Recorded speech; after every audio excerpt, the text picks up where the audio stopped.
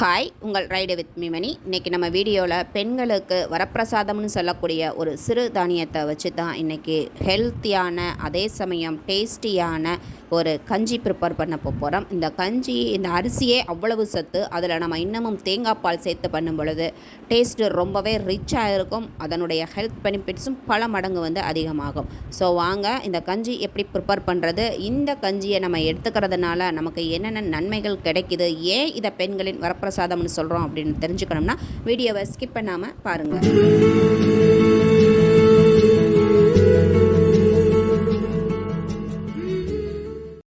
நாம் இன்றைக்கி எடுத்திருக்க இந்த வரகரிசி பார்த்தீங்க அப்படின்னா பெண்களோட வரப்பிரசாதம், அதாவது ஒரு மிகப்பெரிய வரப்பிரசாதம் அப்படின்னே சொல்லலாம். அந்த அளவுக்கு இந்த வரகரிசியில் சத்துக்கள் குமிஞ்சு கிடக்கு.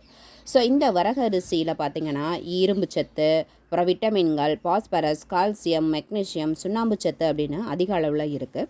இந்த வரகரிசியை பார்த்திங்க அப்படின்னா 45லேருந்து 40 வயசுக்கு மேலே இருக்க பெண்களுக்கு இந்த மூட்டு வலி, இடுப்பு வலி, தலைவலி, அப்புறம் தூக்கமின்மை, இந்த பிரச்சனைகள்லாம் ஸ்டார்ட் ஆகும் இல்லைங்களா. ஸோ அதுக்கு இந்த வரகரிசி ரொம்பவே ஹெல்ப் பண்ணுது. அதுகள்லாம் வரவிடாமல் தடுக்கிற ஆற்றல் இந்த வரகரிசிக்கு இருக்குது. அதே மாதிரி இந்த இது நம்ம உடல் எடையை ஆரோக்கியமான முறையில் குறைக்கணும் அப்படின்னு நினச்சோம் அப்படின்னா இந்த வரகரிசியை நம்ம தாராளமாக எடுத்துக்கிறலாம். அதே மாதிரி எல்லாருமே கோதுமையில் தான் அதிக நார்ச்சத்து இருக்கிறதா நினைக்கணும். ஸோ அந்த கோதுமையை விட அதிக அளவு நார்ச்சத்து இந்த வரகரிசியில் இருக்குது. அதனால் இது என்ன பண்ணுது அப்படின்னா மலச்சிக்கல் பிரச்சனையை தடுக்குது, செரிமானத்துக்கும் ரொம்பவே ஹெல்ப் பண்ணுது. எல்லாருக்குமே தெரியும் மலச்சிக்கல் தான் ஒரு பெரிய சிக்கல் அப்படின்னு சொல்லிட்டு. ஏன்னா உடலில் பல நோய்கள், பிரச்சனைகள் வர்றதுக்கு இந்த மலச்சிக்கல் தான் அடிப்படை காரணம். அதே மாதிரி இதில் மெக்னீசியம் சத்து அதிக அளவில் இருக்கிறதுனால இது உயர் ரத்த அழுத்தத்தை கண்ட்ரோலாக வச்சுக்கும். இதனால் என்ன ஆகும் அப்படின்னா இதயம் சார்ந்த பிரச்சனைகள் வராமல் தடுத்து இதயத்தை பாதுகாக்குது. ஏன்னா உடலில் உயர் ரத்த அழுத்தம் வந்தாலே ஃபஸ்ட்டு பாதிக்கிறது இதயமாக தான் இருக்கும் இல்லைங்களா. ஸோ இப்போ இந்த வரகரிசியில் இவ்வளவு அற்புத மருத்துவ குணம் கொண்ட இந்த வரகரிசியில் இருந்து ஒரு டம்ளர் எடுத்து நல்லா 2-3 தரம் கழுவிக்கணும். ஏன்னா சிறுதானியங்களில் ரொம்பவே அழுக்கு, தூசி இருக்கும். ஸோ நல்லா தண்ணி பியூராக ஒயிட்டாக வர்ற அளவுக்கு நல்லா 2-3 தரம் வாஷ் பண்ணிவிட்டு ஒரு 5 மினிட்ஸ் ஊற வச்சுக்கிறலாம். இப்போ பாருங்கள், நல்லா நீட்டாக கழுவி ஒரு 5 நிமிஷம் ஊறிடுச்சு. இப்போ இந்த தண்ணி இல்லாமல் அரிசியை மட்டும் ஒரு குக்கருக்கு மாற்றிக்கிறலாம். நம்ம அரிசி எடுத்தோம் இல்லைங்களா, அதே டம்ளரில் 3 டம்ளர் அளவுக்கு தண்ணி எடுத்துக்கிறலாம். 3ன்ற அளவில் எடுத்துகிட்டு குக்கரை மூடி போட்டு மீடியம் ஃப்ளேமில் வச்சு ஒரு 3 விசில் விட்டு எடுத்துக்கிறலாம்.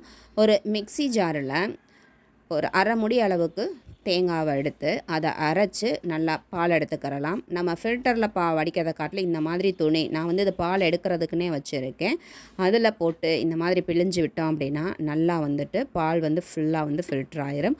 ஸோ இதே மாதிரி நான் இன்னும் ஒரு தடவை பால் எடுத்து வச்சுக்கிட்டேன். 2 தடவை பால் எடுத்தால் போதும். இப்போ பாருங்கள், குக்கர் நல்லா விசில் போய் நல்லா அழகாக குலைவாக வெந்து வந்திருக்கு. அதான் மீடியம் ஃப்ளேமில் வச்சு 3 விசில் விட சொன்னேன். இப்போ அதை எடுத்து நான் மண் பாத்திரத்துக்கு மாற்றிக்கிறேன். அந்த அரிசி பாருங்கள் நல்லா குலைவாக வெந்து வந்துருச்சு. இப்போ அது கூடவே இந்த நம்ம ரெடி பண்ணி வச்ச தேங்காய் பாலையும் ஆட் பண்ணிக்கிறலாம். ஆட் பண்ணி நல்லா கட்டிகள் இல்லாமல் மிக்ஸ் பண்ணி விட்டுக்கிறலாம். இப்போ வரைக்கும் நான் ஸ்டவ்வை ஆன் பண்ணலை. ஸோ நல்லா மிக்ஸ் பண்ணிக்கிறலாம். நல்லா மிக்ஸ் பண்ணி விட்டுட்டு அது நல்லா அந்த பால், அந்த சாதம் எல்லாம் ஒன்று சேர மிக்ஸ் ஆனதுக்கப்புறம் இந்த சாப்பாட்டுக்கு தேவையான உப்பு ஆட் பண்ணிக்கலாம். ஆட் பண்ணி நல்லா மிக்ஸ் பண்ணி விட்டுக்கிறலாம். குழந்தைங்களுக்கு கொடுக்குற மாதிரி இருந்தால் நீங்கள் நாட்டு சக்கரை கூட ஆட் பண்ணிக்கலாம். இப்போ பாருங்கள், நல்லா மிக்ஸ் பண்ணி விட்டாச்சு. இப்போது ஸ்டவ்வில் நம்ம தூக்கி வச்சுக்கிறலாம். வச்சுட்டு நல்லா மிக்ஸ் பண்ணி விட்டுக்கிறலாம். நாம் அடுப்பில் வச்சு கிண்டும்போது இன்னமுமே பார்த்திங்கன்னா நல்லா ஒன்று சேர்ந்து அந்த சாதமெல்லாம் இன்னமும் குழஞ்சு அருமையாக திக்காக வரும். அதோட அந்த ஃப்ளேவரே சூப்பராக கமகமானு இருக்கும். நம்ம தேங்காய் பால் ஆட் பண்ணதுக்கப்புறம் லைட்டாக ஹீட் பண்ணால் போதும். அந்த ஒரு கொதி வர்ற ஸ்டேஜுக்கு முன்னாடியே ஆஃப் பண்ணிடலாம். அதுவும் இல்லாமல் நாம் மண் சட்டியில் வச்சுருக்கிறதுனால இன்னுமே நல்லா ஹீட் ஆகும். இப்போ பாருங்கள், அருமையாக தயாராகிடுச்சு. கஞ்சியை நம்ம கரண்டியில் அந்த மோந்து ஊற்றும் பொழுதே தெரியும் அந்த ஸ்ட்ரக்சர் எப்படி இருக்குதுன்னு.